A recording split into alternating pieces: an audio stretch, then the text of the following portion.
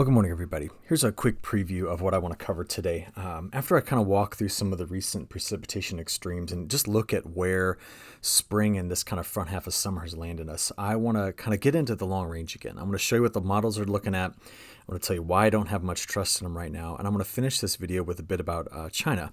As you know, we do read your comments every single day. I love the comments. I think they're fantastic. So I try as hard as I can, and Matt does too, to address a lot of the things you asked for. And there's been some questions about China. So let's dig into that in a few minutes. But I want to do also in this video a comparison. Because as many of you know, if you heard me speak over the winter, I said that coming out of last fall through this winter, given the snow drought we had in the northern plains, the fall drought that was in the midsection of the country, then the lack of a strong subtropical jet all winter long, the fading La Nina, the cold water off the coast, off the west coast, that our probabilities of seeing, summer drought development in the midsection of the country were above average. They were at 60%, right? We were very careful in the discussion about that, saying, hey, the drought, it's 60%. Don't forget that means there's a 40% chance that it doesn't happen. And I kind of gave some case studies. If you saw me speak over the winter, we did about 75 events between January and April where we kind of covered this. And I think it's just good that we dig back into that and learn from it. So you've been staring at a map. These are my favorite maps. I love these on the web. And from Iowa State, and this is showing the April 1 to July 8th precipitation ranks by climate district. And I just want to talk about something. It is this piece and this piece that were most critical in spring to determining exactly how this summer was going to shape up. All right. And I'm going to make that case for you so that we learn it now and we can think about it again later. All right, so that's your precipitation ranks. Let's get into it. This is what's happened over the last 30 days. Now, what I'm trying to do here is make the case that what the preseason forecast was concerned about was more widespread dryness in this part of the country and not in the west and not in the northeast. And over the last 30 days, yeah, if you're in a couple of these spots, like in through here, where the precipitation has missed, you're going, Eric, I am feeling major drought pressure, but I'm looking at the bigger picture of the entirety of the central U.S., the southeast, and we're not seeing it. Now, if you're in the northwest, it has been very, very dry. Going to the Columbia Basin, I know you see some heavy precip in the Snake River Valley, but it's been very dry in pockets here. Most of California has been much, much drier than average, but we remember that this is a time of year where California is very dry. It's very common for that. But to be this dry in the Pacific Northwest without having those typical June thunderstorms, which are critical for the success of like the hay crop, just as one example, this is something to think about. If you come to the Midwest, just take a look. This is my home state, so we always suffer from backyarditis.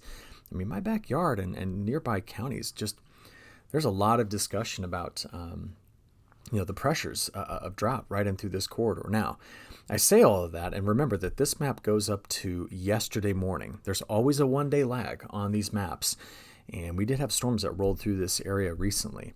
But over the last 14 days, while we endured the heat at the end of June, in the beginning of July, there were some pockets in through here that were getting very, very dry. Very, very dry. But as you probably know, if you're in Illinois, last night we had storms that finally got through the I-55 corridor. And so I'm just focusing on that one short corridor in through there between St. Louis and Chicago. And there were some incredibly heavy rains, flash flooding around Chicago, for example. It's hard to see on my map, but there's a pocket in through here where very, very heavy rainfall fell. And that's been the way that the pattern's been delivering the rainfall, right? It's been hyperlocal heavy.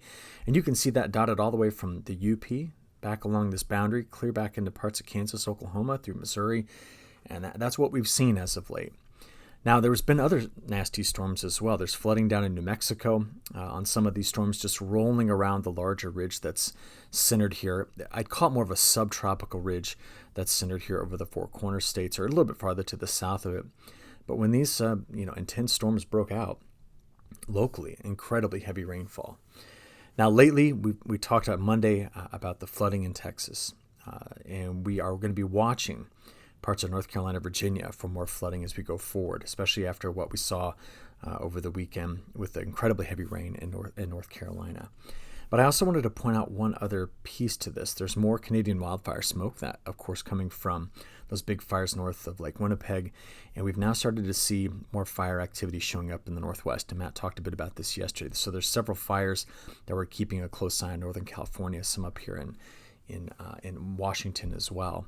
If we look at what our forecast for the next 48 hours looks like for vertically integrated smoke, the animation continues to show we're going to start to see quite a bit of smoky skies, I think, as we go throughout this midsummer time frame. And the expansive drought in the Northwest is a major component of this. Now remember, winter was huge in this area. That was where the jet stream targeted multiple times, just delivering a lot of precipitation. But then once spring started, that area got dry and at times got quite hot. So if you take a look at what our winds are doing right now, this is going to be a part of this broader narrative I want to carry through this forecast video. This is the low-level wind structure later on this afternoon. And you know what I'm going to say. There's your Pacific high and our very expansive Bermuda high. There's actually, it looks like there's two large components to the Bermuda high. And you also know that in the years where we are developing drought in midsummer here, the Bermuda high is gone, right? We've made that case multiple times. What we will be getting out of this pattern, though, is continued moisture transport out of the Gulf. And we're also going to see some strong winds moving through the western United States, pockets of the Pacific Northwest, but also in the Great Basin, which is going to fuel the risk of more wildfire. And so we're going to see widespread red flag warnings in that region. But this is not a year where we're going to talk about the shutdown of the Gulf. So here it is. I'm going to come back to this a couple times. I want you to look at this carefully with me. Since the beginning of June, the Pacific high has nudged its way here, and there's the flow coming around it. All that cold water showing up off the west coast, which continues to be there, is being aided. It's not entirely caused by, but it's being aided by this strong northerly flow. And I think the models are struggling with that because the correlation between cold water here and drought pressure in the midsection of the country is high. It's relatively high. And we got cold water there. I'm going to show it to you in a few minutes. All right. But our Bermuda high has been so strong on its southern edge, coming through the Caribbean into the Gulf, just opening this corridor for moisture. But I'm going to tell you something in a few minutes. 2012, which is just this polarizing year, I get asked about a lot. You want to know what's interesting about it? The differences between 12 and 25 are very subtle. And I'm going to show you that in a few minutes. But that flow pattern that you see here has been what's so critical to the way we've seen the moisture come through. So what do we have, right? The top row of maps is the next 3 days of severe weather risk. So a couple of pockets here to watch out for: the Dakotas and Nebraska today, and then also parts of the Mid-Atlantic going down into Virginia, North Carolina. Tomorrow, more of the plains, then North Carolina and South Carolina. And then you get out there to day 3 in the forecast. This would be a Saturday. And again, we have a boundary coming through here, so more storms. I do expect there to be regions of severe weather in this as well. And that hot, stormy pattern is going to continue throughout the remainder of this week. But that hot piece is going to change a lot for the midsection of the country, while the coasts tend to see more extreme temperatures. Now, I want to just bring this to your attention today, since we've seen so much flooding as of late. The Weather Prediction Center has put out a moderate risk in parts of North Carolina and Virginia for excessive rainfall. And I'm going to show you where these storms are going to be coming from in this area. But first, just have a good look here. About 5:30 this morning, we've already got widespread flood watches in this area, and that's warranted. Montana, you're very hot today, but that's not going to last very long. And these are all the red flag warnings throughout the west. There's still excessive heat watches, warnings down here in parts of the southwestern United States. Now, if we're going to use the high-res NAM and just focus in here on what the flow is doing, because as you can see, it's a bit, kind of convergent in this area today. So some of it's coming around the Bermuda high, some of it's associated with the boundary that's moving through parts of the Tennessee Valley over the Appalachian Mountains. And as that goes through, let's find it again. Here it is. Watch the storms later on this afternoon start to show up in this area.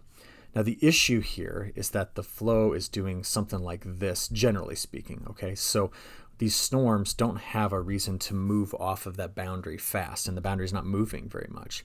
So that's why there's the risk this evening of these storms being capable of dropping a lot of rainfall, and then another round of them coming, the next day. So there's multiple days of storms coming into this part of the country, so we just need to keep a very close eye out on the flood risk in this area, given that we've had so much trouble as of late with major flooding events across the country. just to say the least. So please be prepared in Virginia, North Carolina, South Carolina, parts of the mid-Atlantic here for flooding rains as we go forward. Now, that's not to ignore the rest of the country. I mean, the 7-day forecast for total rainfall, we do have some areas that do look drier here, but there's a pretty wide open corridor of heavy rainfall there. Some of the eastern Great Lakes could be a bit drier. While there is some precipitation forecast for the Canadian Prairie, there is a bit of a drier stretch in through here. And again, we're just watching this build farther and farther to the north, which could really start to make its way to Arizona, New Mexico, well, the Four Corner states, Utah and Colorado as well, if we do build more heat through the Great Basin into the northwest. And that's a distinct possibility with this pattern. So given all that, can we just back out and look at the high-res NAMS forecast of storm prediction, or simulated radar, through the next few days here. So we've taken a look at that, but just look at the storm complexes coming out of Montana into the plains this evening. They're going to watch it again. This is Thursday evening. Look at these storms coming through the central U.S. You saw the Storm Prediction Center's areas there of concern, but locally these will drop a lot of rainfall. So please be prepared for that. And by the end of the week, a frontal boundary is going to sneak through, all right, through there. And it's going to move through the Midwest and eventually get its way all the way to the East Coast. Now, that precipitation pattern I like to look at, especially during summer, I really like to look more at probabilities. And so this is the chance over the next 10 days of grabbing an inch of rain out of this pattern. So now you can start to see those drier sectors. So like I mentioned right in through here, there's some in the eastern Great Lakes. You have a couple of drier stripes, but there are also some very wet corridors in this pattern, which we need to continue to pay close attention to. From there, let's just look at the pattern. And this is how close this particular pattern is to being something entirely different from summer. All right, there it is. That's what's going on right now. Now, there's an interesting thing going on across Europe. We actually have a bit of an omega block right here. I'll show you more about that in a few minutes when I talk about Europe at the end. Let me kind of pick this pattern up with just general ridginess, if that's even a phrase, across much of Asia, and I'll explain to you what that's going to mean too. But this particular pattern here with the Pacific High and the upper level ridge sitting there is going to give us storm systems that come kicking off the Rockies and they run through the Canadian Prairie. And there's going to be some cooler air that's in place with this and more storms. And that particular pattern, this is an unblocked flow here. It's blocked there, but it's unblocked in this area. And I think that's why you're seeing this. Just look at the European model forecast of precipitation. So this is now through Thursday into Friday. Look at the frontal boundary coming through this area. I mean, that's a legit cold front that we're expecting to kind of move through the Midwest. And you're going to watch another system here into early next week. There it goes. See it going up into the Hudson Bay area. Look at the front to the south of it. When we start to see the pattern do this, it's going to tap into Gulf moisture. And as a consequence of that, we're just going to look at these precipitation anomalies. Let's just take you out 10 days. And it's going to be, again, a situation where there's storm activity that's going to come through this pattern, but it's going to be the same narrative I give you all the time.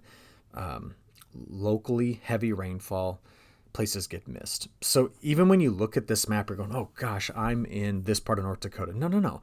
You got storms coming in the high-res models. I just showed you that. You're like, oh, I'm in this part of Ohio. Just be aware that the atmosphere is capable of making plenty of storms because of this. This is the precipitable water.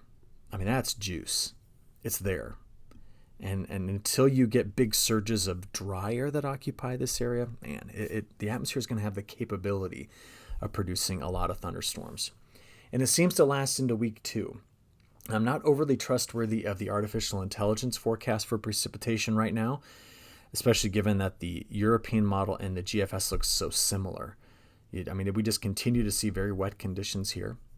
We're going to get, by the way, a new tropical update later today. I'm sure Matt will cover it tomorrow from Colorado State University, so we'll make sure we get that in. But the atmosphere is just saying that through this middle July time period, we've got storms. And by the way, it's not just in these operational forecasts. It's also in some of the analogs.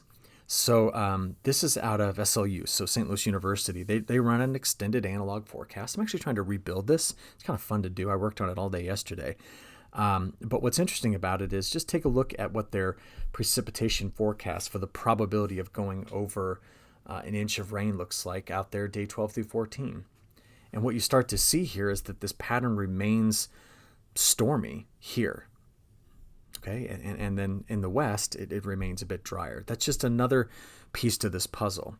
Now, the dryness in the west, of course, does have us concerned with the red flag warnings, and right now in Montana, the heat.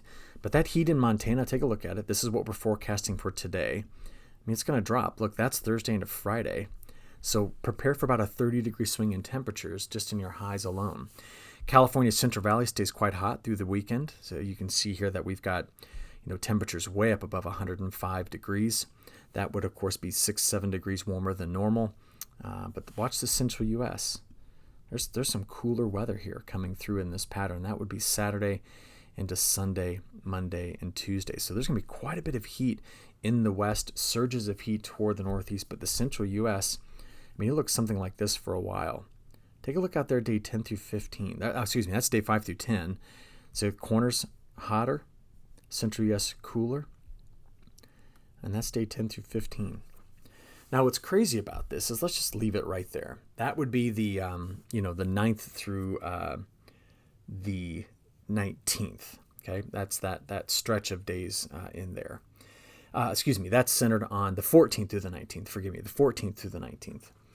And I look at that and go, well, how well was that forecast? It was terribly forecast by our long-range models. You go back to the end of June when we were trying to put out these July forecasts, and we were referencing models. That was the forecast for the temperature pattern over the same time period I just showed you. And these long-range models, especially the European weeklies, which are at the model I trust, I tend to look at it all the time, it has just been whiffing big time on this particular pattern. And we can't ignore that. And if I had to find a culprit in this whole thing, I have to think hard about this.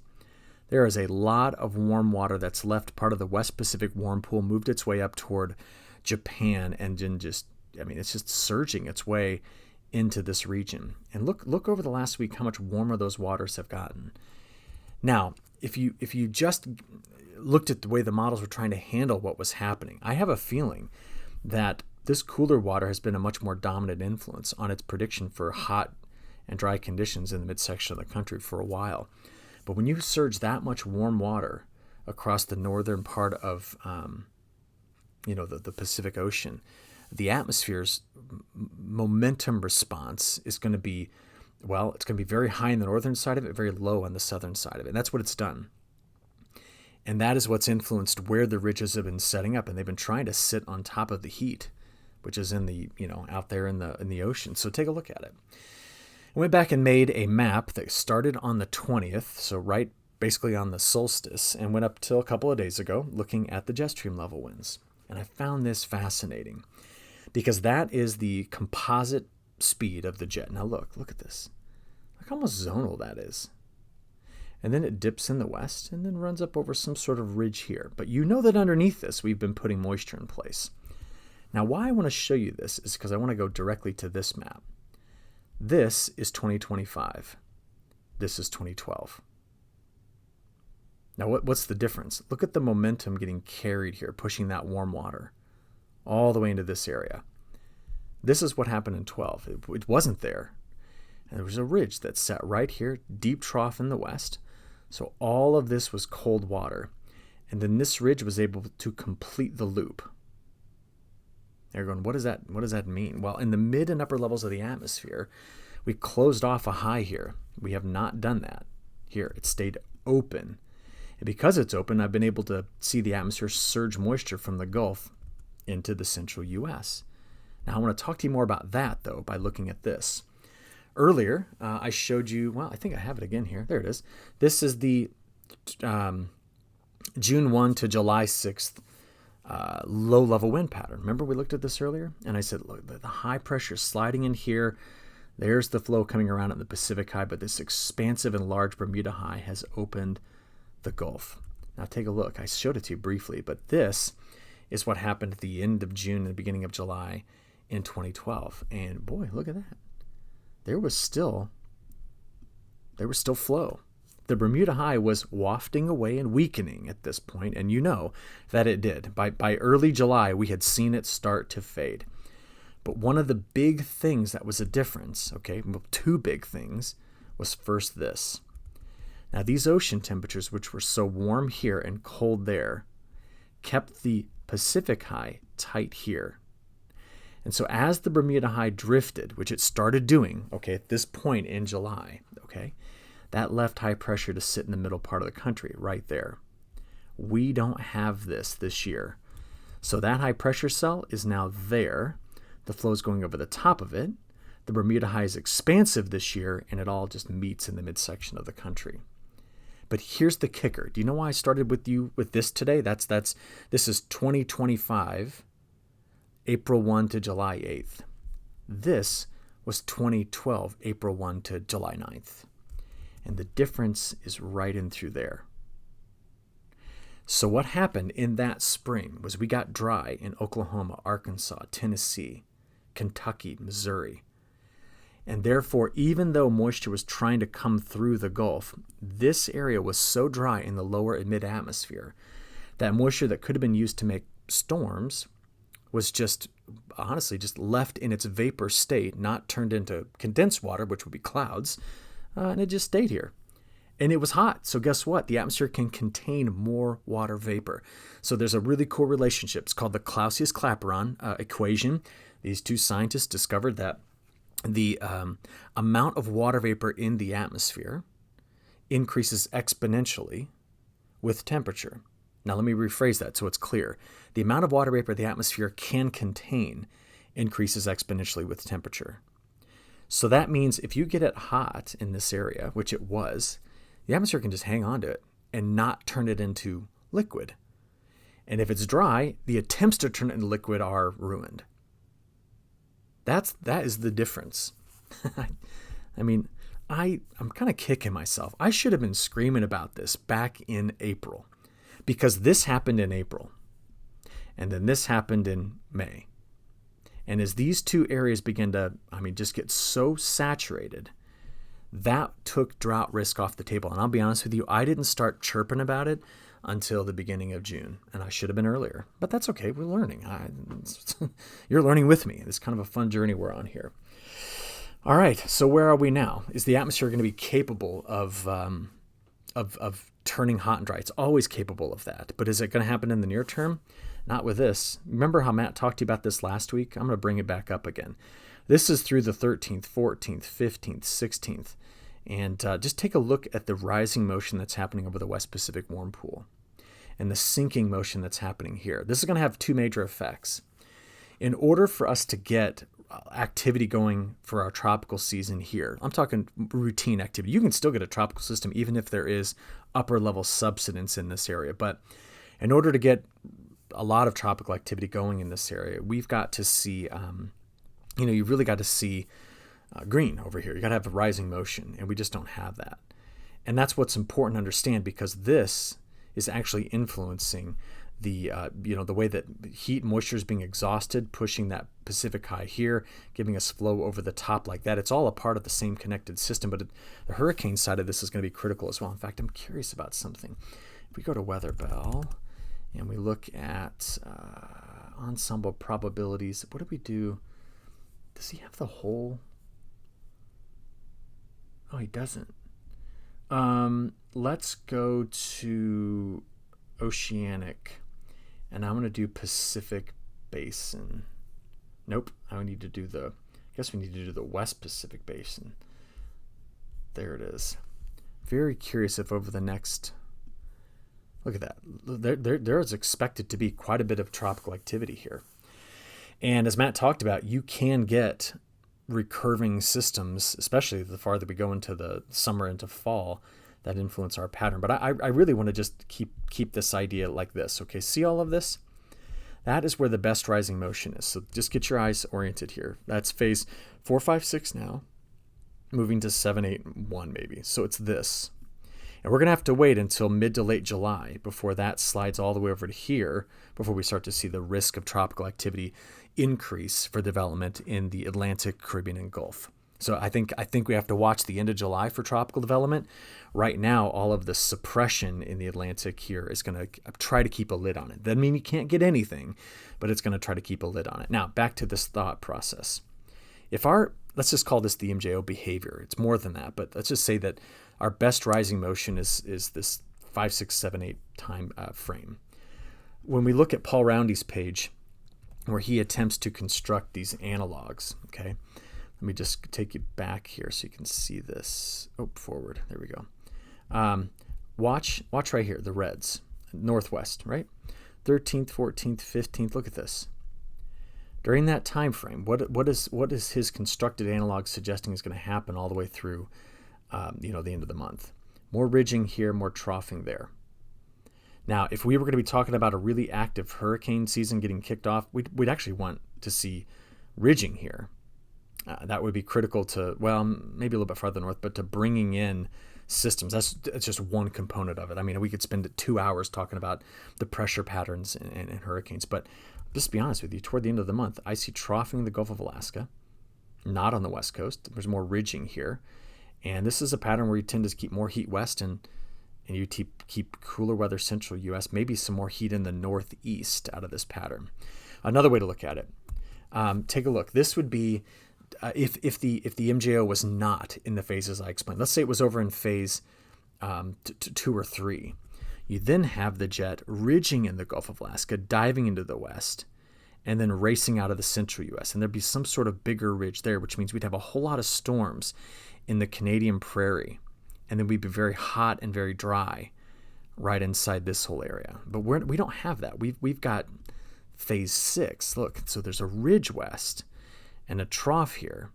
And so what ends up happening is the flow is doing something a bit more like that at times. Now you're seeing anomalous flow in this particular setup. So I'm telling you that's in the wrong configuration to do much. So you're saying, well, Eric, you go on and on about angular momentum. I know I do.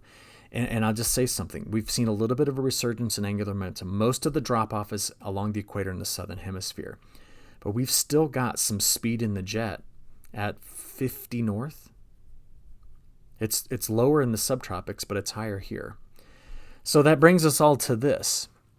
I mean, you've seen the subseasonal forecast. I showed them to you. Matt showed them to you. I don't have an ounce of trust in this forecast because I don't see why we would break over and go very, very dry here, especially in the month of July.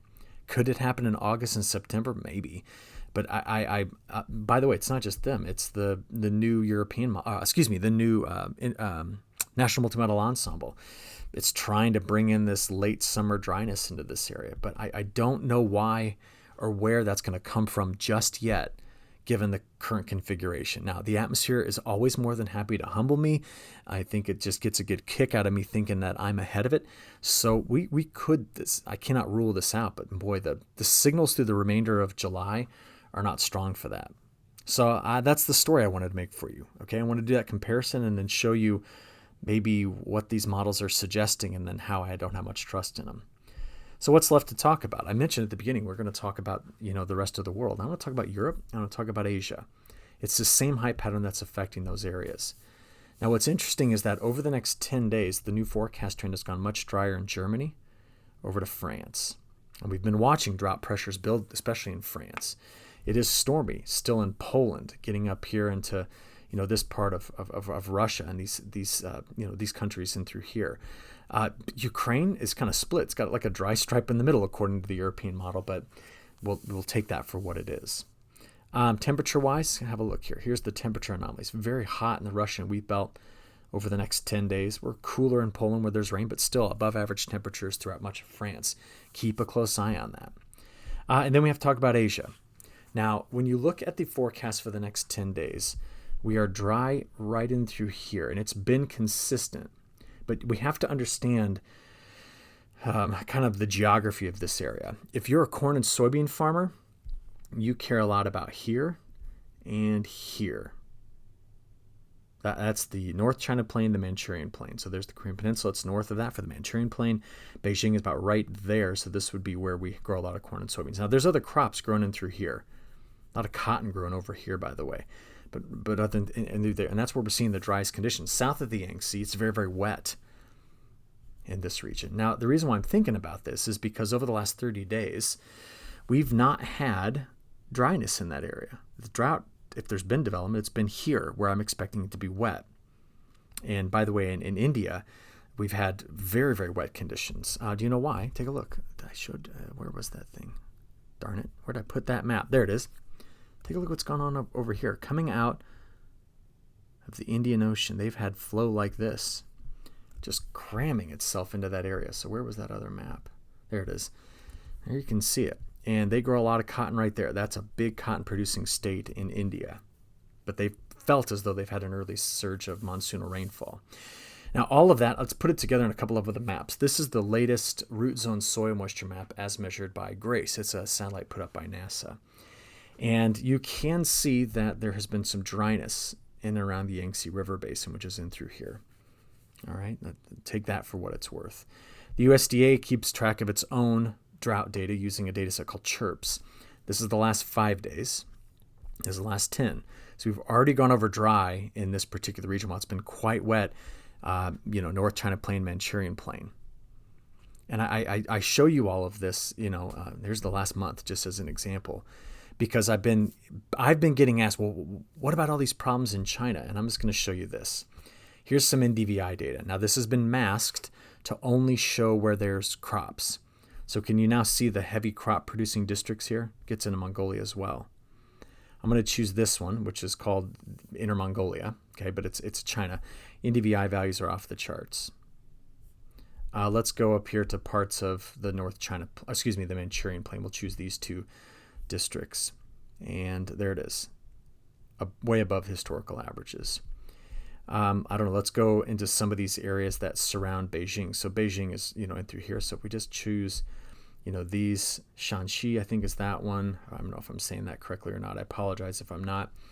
Henan and then Shandong, you put those three together and their NDVI is high as well. So if you ask the satellites, how well's the crop doing here? It's like very healthy and green. So just need to keep track of this very, very carefully going forward. Okay, that's all I wanted to cover today. Matt's going to pick this up tomorrow, and we'll finish this up on Friday. So I hope you have a good rest of your week, and we'll talk soon. Thanks.